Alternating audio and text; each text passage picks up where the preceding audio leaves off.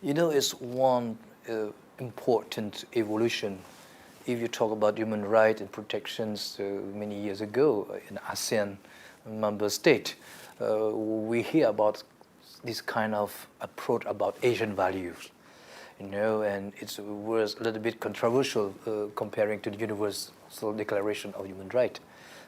So now you don't hear anymore. Nobody talk too much about Asian value. So for me, it's one of the big progress in terms of notion about human rights and protections. Of course, ASEAN in the region, it's mean talk about Asia. I think it's still some different categories of political regime. You must not ignore this. So some countries have been, very, very advanced, society, like Philippines, Thailand, even Cambodia. You have some countries it's still a difference, like one political party leading in rules and no opposition.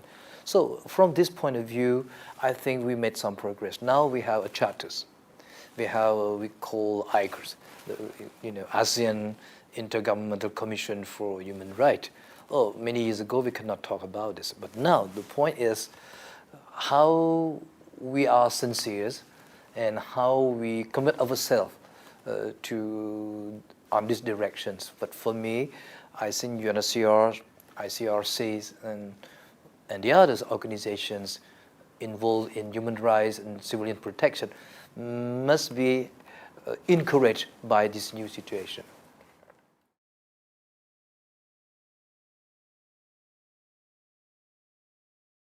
It was a conflict situation when Cambodia faced foreign occupations and genocide. A lot of people left the country. So it was a real problem about finally, but we told some confusion sometimes in terms of refugees terms and internally displaced persons. So Cambodian Thai borders camp have both.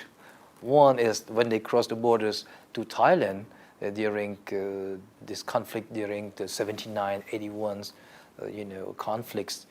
So some camps have been managed by UNHCR. So they are considered as the refugees waiting for resettlement or not. And the other camps is not recognized as a refugee, but still a displaced person. So in this time have been, United Nations Border Relief Operation, we call UNBRO. It was created to respond to the situation.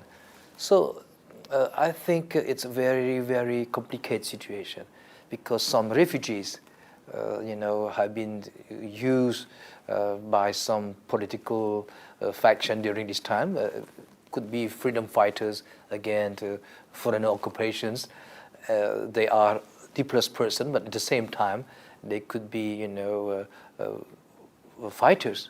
So, and the families that's still in the camp. But the experience is, I think we must not use exaggerated abuse of what we call protection too, because the mean is very, very, the budget sometimes is limited. And I think we must avoid first conflict. One time you avoid conflict, you will not face this kind of depressed persons.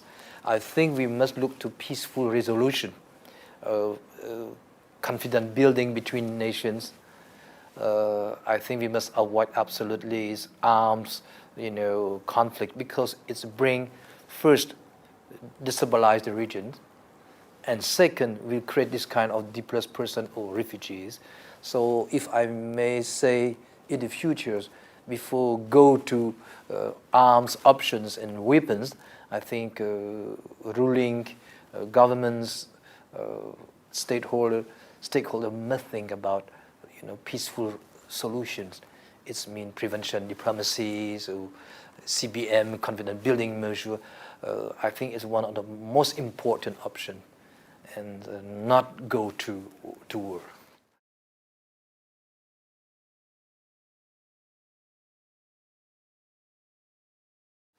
We are special status.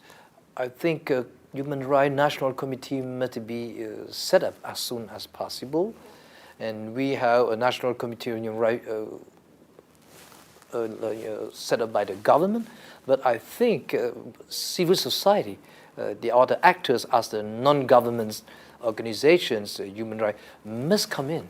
So we could, show that our National Committee on Human Rights have been composed by different actors, not only government. And my government must not be too much nervous vis-a-vis of the human rights special envoys, who, the office of the, human rights as special office from the United Nations. I think they just play their role, and I personally, I don't talk about the government on behalf of the government, but in terms of civil society actors, in terms of institute, peace and cooperation, we think that more actors have been involved from different, categories of social civil societies is more positive than only the government just use. Example, Indonesia has shown very clear signal. I'm very happy that our commissioner from Indonesia in the ASEAN, HRH, I've been someone from non-government organization. I think that could be a real option in the future.